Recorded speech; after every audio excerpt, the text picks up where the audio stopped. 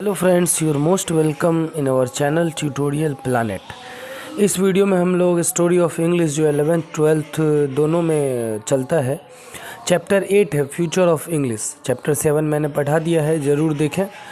और चैप्टर 8 है future of English. English का भविष्य कैसा है दुनिया में, क्योंकि इससे पहले भी कई लैंग्वेज आई और कई लैंग्वेज जो है वो मिट भी गई। तो क्या इंग्लिश का भी ऐसा हश्र होगा कि इंग्लिश भी एक न एक दिन ख़त्म हो जाएगी, या इंग्लिश अब अपना पैर जमा चुकी है और शायद जब तक दुनिया रहेगी तब तक इंग्लिश का भविष्य रहेगा? ये हम लोग पढ़ेंगे इस चैप्टर में। चलिए पढ़ते हैं, क्योंकि एग्ज़ाम में भी पूछा जाता है, कुछ कुछ पूछा जा सकता है। तो चलिए पढ़ते हैं। क्या है? The story of English can not be concluded in the manner. English के कहानी को, ये जो इंग्लिश की कहानी है, can not be concluded in the manner, इस रूप में उसे कंक्लूड नहीं किया जा सकता, इस रूप में निष्कर्ष नहीं निकाला जा सकता, in which some of the greatest creation in the language can. इस भाषा में जो बड़ी बड़ी क्रिएशन हुई है, जो बड़े बड़े ग्रंथ, बड़े बड़े किताबें लिखी गई हैं इस लिटरेचर में, इस लैंग्वेज में, उस किताबों को देखकर मात्र हम ये नहीं कह सकते हैं कि इंग्लिश कभी ख़त्म नहीं हो सकता, इंग्लिश का फ्यूचर ब्राइट है। क्योंकि बहुत सारी ऐसी भाषाएं हुई जिनमें बहुत बड़े बड़े किताबें लिखी गई, लेकिन आज वो भाषाएं चलन में नहीं है, या आने वाले दिनों में उस भाषाओं का अस्तित्व हो सकता है खतरे में हो या ख़त्म भी हो जाए। तो सिर्फ हम किसी भी भाषा के किताबों को देख करके हम ये अंदाज़ा नहीं लगा सकते। आपके सामने में एग्ज़ाम्पल के तौर पर मैं दे सकता हूँ, जैसे संस्कृत को ले लीजिए। आज के टाइम में आप लोग देखते होंगे कि ना संस्कृत के पढ़ाई को बढ़ावा दिया जा रहा है और ना ही कोई स्टूडेंट संस्कृत पढ़ने में मन लगा रहे हैं, जबकि हमारा देश सांस्कृतिक देश है। हमारे देश में संस्कृत में बहुत बड़े बड़े ग्रंथ लिखे गए हैं और विदेशों में भी उन ग्रंथों पर रिसर्च करके कई सारे आविष्कार भी हुए हैं। जब आप पता कीजिएगा तब आपको पता चलेगा। लेकिन आज के डेट में संस्कृत लगभग विलुप्त होने के कगार पर है, उसे बचाने की ज़रूरत है। तो क्या इंग्लिश के साथ भी ऐसा होगा? तो चलिए पढ़ते हैं। When we come to the end of Milton's epics, जब हम मिल्टन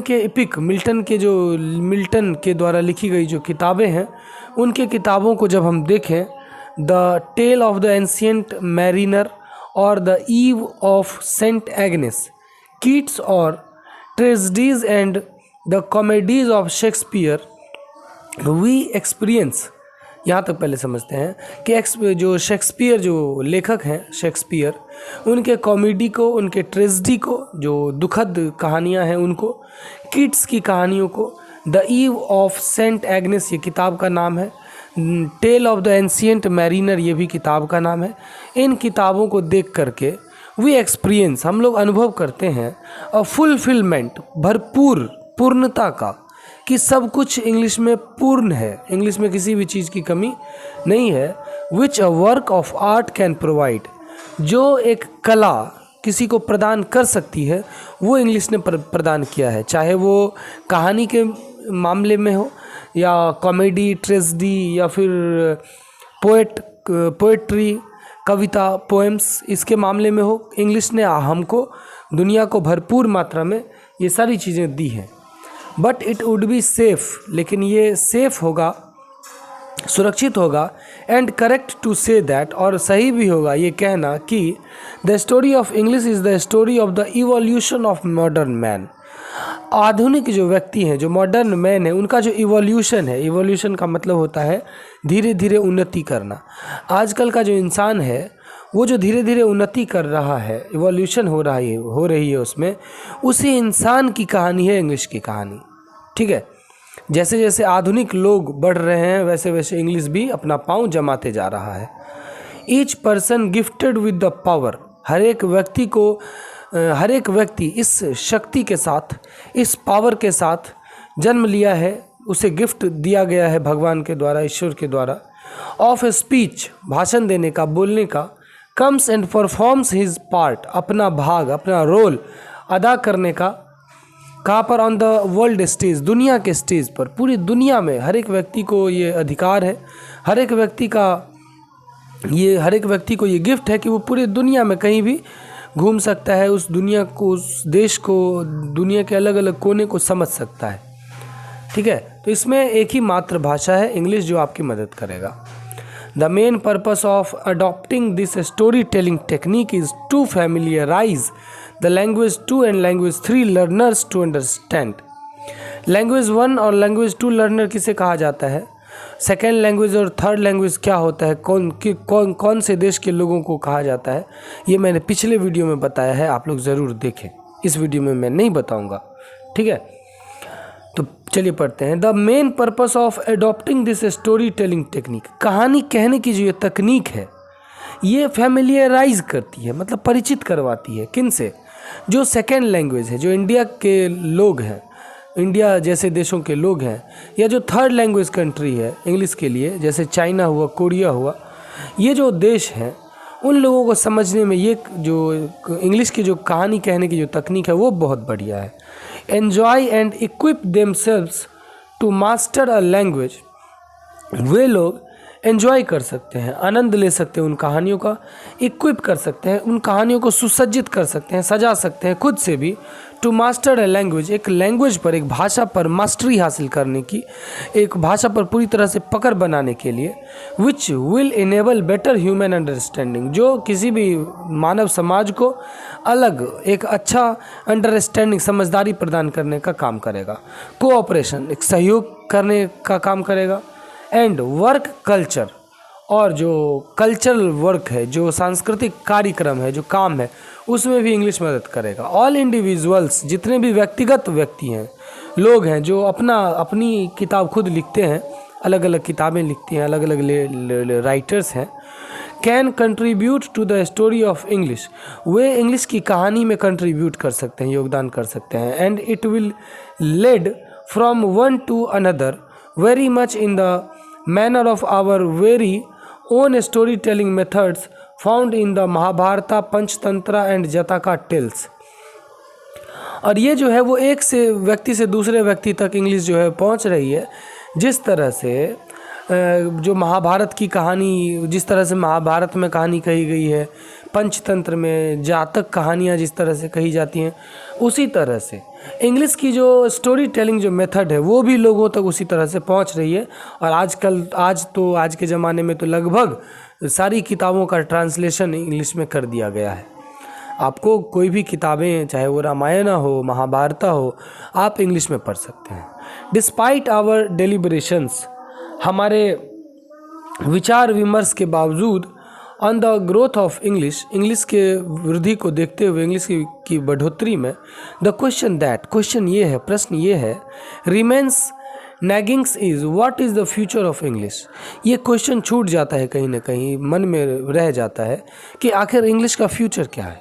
सम पीपल थिंक, कुछ लोग सोचते हैं, that history will repeat itself, इतिहास खुद को दोहराएगा। And English will go the same way as Latin, और जिस तरह से लैटिन भाषा, लैटिन लैंग्वेज जो है जिस तरह से विलुप्त हो गया, ख़त्म हो गया, उसी तरह से इंग्लिश भी ख़त्म हो जाएगी। लेकिन और सुनिए, अभी रुकिए और सुनिए। अबाउट 800 ईयर्स एगो, करीब 800 साल पहले, Latin was a world language, जो लैटिन भाषा थी वो पूरी दुनिया की भाषा थी। It spread all over Europe, ये पूरे यूरोप में फैली हुई थी। As the Roman Empire grew, Europe में जब रोमन साम्राज्य था तब इंग्लिश में लैटिन भाषा पूरे यूरोप में फैली हुई थी। And many new varieties came into being, और कई सारी प्रजातियाँ, लैटिन भाषा की कई सारी प्रजातियाँ भी विद्यमान थी, विराजमान थी। With the fall of the Roman Empire, जैसे ही रोमन साम्राज्य खत्म हुआ, the varieties moved apart from Latin and from one another, और जो वेराइटीज़ थी वो धीरे धीरे लैटिन भाषा से अलग होती गई, एक दूसरे से अलग होती गई, और उस अलग अलग वेराइटी ने अलग अलग भाषा का रूप ले लिया। The different varieties became new languages, जो अलग अलग वेराइटीज़ थी लैटिन भाषा की, वो अलग अलग भाषा बन गई। जैसे स्पेनिश है, वो लैटिन का ही एक अंग है, फ्रेंच लैंग्वेज है, इटालियन है, etc। Latin became a language no longer in popular use, Latin भाषा जो है वो बाद में जाकर पॉपुलर, लोकप्रियता के यूज़ में नहीं रहा, लोगों के बोलचाल में नहीं रहा, लैटिन भाषा ख़त्म हो गया। ठीक है, सम अदर पीपल थिंक, कुछ और लोग जो हैं वो सोचते हैं, दैट कि the different varieties will move closer together, अलग अलग इंग्लिश की जो अलग अलग वेराइटीज़ है। अब इंग्लिश के मामले में लोग क्या सोचते हैं वो सुनिए कि इंग्लिश के जो अलग अलग वेराइटीज़ हैं, अलग अलग जगह पर जो अलग अलग इंग्लिश बोली जाती है, वो सब एक जगह एकजुट होंगी, ठीक है। विल मूव क्लोजर टुगेदर, वे सब एकत्रित होंगी और सारी जो वेराइटीज़ हैं वो एक इंग्लिश बन जाएगी पूरी दुनिया में। And form a global standard English, और पूरे दुनिया के लिए एक इंग्लिश, मतलब पूरे दुनिया में एक ही तरह की इंग्लिश बोली जाएगी। वो ये नहीं कि अमेरिका में अलग इंग्लिश और इंग्लैंड में अलग इंग्लिश, ऐसा नहीं है, ठीक है। हम लोग जो इंग्लिश बोलते हैं वो इंग्लैंड की इंग्लिश बोलते हैं और अमेरिकन इंग्लिश अलग होता है, थोड़ा अलग होता है, आप लोग सुनिएगा थोड़ा। Which will be spoken by all, और ऐसी इंग्लिश होगी जो सबके द्वारा बोला जाएगा। It will be one common language for use in, ये एकमात्र लैंग्वेज रहेगा जो यूज़ होगा। किस किस चीज़ में यूज़ होगा? पहला है इंटरनेशनल ट्रेड एंड टूरिज्म, अंतर्राष्ट्रीय यात्रा, जो लोग जो घूमते हैं उसमें भी टूरिज़्म जो होता है उसमें, ट्रैवल में ये काम में आएगा। इंटरनल प्रेस कवरेज, और जो प्रेस का काम होता है, न्यूज़ रिपोर्टिंग का काम होता है, उसमें ये लैंग्वेज महत्वपूर्ण है, ये लैंग्वेज काम देगा। Means of communication between governments, दो सरकारों के बीच में, एक देश से दूसरे देश के सरकार के बीच में वार्तालाप, बातचीत करने का ये माध्यम बनेगा। मल्टीनेशनल बिजनेस ऑर्गेनाइजेशन, और ऐसे बिजनेस ऑर्गेनाइजेशन जो है, व्यापारिक संस्थाएं जो है, जो एक देश से दूसरे देश में अपनी व्यापार चलाती हैं, अपना व्यापार करते हैं, उन लोगों को इंग्लिश बहुत ज़्यादा मदद करेगी। इसलिए विल इंग्लिश फॉल अपार्ट, तो अब क्या लगता है आपको, क्या इंग्लिश भी अलग थलग हो जाएगा? And go out of use like Latin, क्या इंग्लिश भी लैटिन भाषा की तरह इसका भी नाम और निशान मिट जाएगा? आपको क्या लगता है? कमेंट करके ज़रूर बताएं। और या will it develop into a single global standard, और क्या ये दुनिया में एकमात्र ऐसा लैंग्वेज रहेगा जो पूरे दुनिया को एक लिंक में, एक कड़ी में जोड़ करके रखेगा? We have to wait and see, हमें इंतज़ार करना चाहिए और देखना चाहिए। ओनली टाइम विल टेल, और सिर्फ समय ही ये बता पाएगा, हम अभी नहीं बता पाएंगे। हाँ, अनुमान लगा सकते हैं, आप लोग भी अनुमान लगाइए और कमेंट करके ज़रूर बताइए, और चैनल को सब्सक्राइब करके बेल आइकन दबा दीजिएगा प्लीज़ दोस्तों, बहुत मेहनत करता हूँ। और वीडियो को लाइक करके कमेंट भी कीजिए, और चैनल को क्योंकि पैसा वैसा लगता नहीं है तो थोड़ा मुझे अच्छा लगेगा और मेरी भी कुछ मदद होगी, ठीक है, तो थोड़ा करें, आपका ही चैनल है। चलिए आगे पढ़ते हैं। उसके बाद है, in the last few decades, पिछले कुछ दशकों में, ऑफ द 20th सेंचुरी, 20वीं शताब्दी के, the English language has been rapid changes, English language में बहुत अधिक चेंज आया है। And many of the earlier concepts of standard grammar, और जो स्टैंडर्ड ग्रामर है, जो पुराने समय से जो ग्रामर चला आता आ रहा है, अभी तक जो चल रहा है ग्रामर, उसका जो कॉन्सेप्ट है, जो पुराना कॉन्सेप्ट है, स्पेलिंग है, और जो प्रोनंसिएशन है, जो उच्चारण है, हैव बीन डिल्यूटेड, उसमें भी काफ़ी परिवर्तन आया है। One major factor for this is the internet, और इसका एकमात्र कारण है इंटरनेट। आप लोग देखते होंगे कई सारे वर्ड्स को शॉर्टकट में अब यूज़ किया जाने लगा है। जैसे एक छोटा सा उदाहरण मैं देता हूँ आपको, जैसे ओके है, तो ओके का स्पेलिंग होता है OKAY, तो कौन यूज़ करता है OKAY? लेकिन अब जो है इंटरनेट की वजह से बुक्स में भी और हर जगह ओके की स्पेलिंग ओके यूज़ की जाती है, बात समझे? तो ऐसी तरह से आप लोग देखेंगे ध्यान से तो बहुत परिवर्तन हो रहा है, दुनिया बहुत तेज़ी से बदल रही है दोस्तों। आप लोग भी बदलें और इंग्लिश को बिल्कुल नज़रअंदाज न करें, दिलो जान से इंग्लिश पढ़ें। मैं इतना ही कहना चाहूँगा आप लोगों से, ठीक है? और दिलो जान से मेरे चैनल को सपोर्ट भी करें। इन अ लिटिल ओवर 10 ईयर्स, पिछले करीब 10 वर्षों में, the internet has become a global phenomenon, और जो इंटरनेट है वो एक पूरे दुनिया में फैल चुका है, लोगों की ज़ुबान पर है। Only about 45 million people used the internet in 1995, 1995 ईस्वी में मात्र 45 मिलियन लोग इंटरनेट इस्तेमाल कर रहे थे, लेकिन 2006 में the figure increased to more than double, लेकिन 2006 ईस्वी में देख लीजिए कितने साल का अंतराल है, 11 साल का अंतराल है। इसमें डबल से भी ज़्यादा लोग जुड़ गए इंटरनेट से, मतलब 45 मिलियन से भी ज़्यादा और उसमें ऐड हो गए। बात समझे? और जो भी इंटरनेट से जुड़ रहा है, तो इंटरनेट में तो आपको लगभग में 90% इंग्लिश का यूज़ है। जो भी सर्च कीजिएगा इंग्लिश में बेटर सॉल्यूशन मिलता है। The number of cyber cafes and outlets in all big and small cities, बड़े बड़े शहरों में, छोटे छोटे शहरों में साइबर कैफ़े आउटलेट आपको दिख जाएगा। एंड टाउन्स, शहरों में ऑफ इंडिया, इंडिया के शहरों में, इज़ एन इंडिकेटर, ये एक इंडिकेटर है, एक आपको संकेत दे रहा है of not only of the popularity of computers, कि आज का दुनिया में कंप्यूटर की लोकप्रियता कितनी बढ़ गई है, एंड द इंटरनेट, और इंटरनेट की उपयोगिता कितनी बढ़ गई है, बट ऑल्सो इट इंडिस्पेंसिबिलिटी, और ये कितना अनिवार्य से भी अनिवार्य हो गया है। इसके बिना काम चलना मुश्किल लग रहा है, नामुमकिन हो गया है कंप्यूटर और इंटरनेट के बिना। एक दिन, एक हफ्ता के लिए दुनिया से कंप्यूटर या इंटरनेट अगर बैन कर दिया जाए, इंटरनेट बंद कर दिया जाए एक सप्ताह के लिए, कितने लोग पागल हो जाएंगे, मेरा मानना है। आपका क्या मानना है? कमेंट ज़रूर करें, ठीक है। The computer age of now is using the English language, जो कंप्यूटर है वो तो इंग्लिश लैंग्वेज में ही चलती है। For a variety of, Hindi में भी चलती है लेकिन इंग्लिश में ज़्यादा बेटर होता है, आसान होता है। For a variety of purposes through many countries are trying to develop program in their own languages, और बहुत सारे ऐसे देश हैं जो अपने लैंग्वेज में प्रोग्रामिंग करना शुरू किए हैं, ठीक है। जैसे कोई भी आप सॉफ्टवेयर यूज़ करते हैं, मान लीजिए आप टैली यूज़ करते हैं या कोई भी सॉफ्टवेयर आप यूज़ करते हैं, तो वो सॉफ्टवेयर इंग्लिश में रहती है।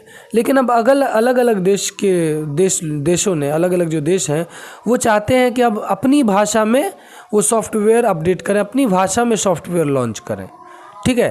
तो वो होगा, जब होगा तब, क्या पहले ही कह दिया गया है, wait and watch, time will tell everything, समय सब कुछ बताएगा। And the story of English goes on, और इस तरह से इंग्लिश की कहानी जारी रहेगी आगे तक, देखते हैं कब तक। लेकिन आप लोग ये मान के चलिए कि इंग्लिश का फ्यूचर ब्राइट है, बहुत ही ब्राइट है, ठीक है। इसलिए इंग्लिश पर पूरा फोकस कीजिए, ठीक। कमेंट भी कीजिए। Thank you so much, bye bye, take care, पढ़ते रहिए, मुस्कुराते रहिए, इंग्लिश सीखते रहिए, बाय बाय।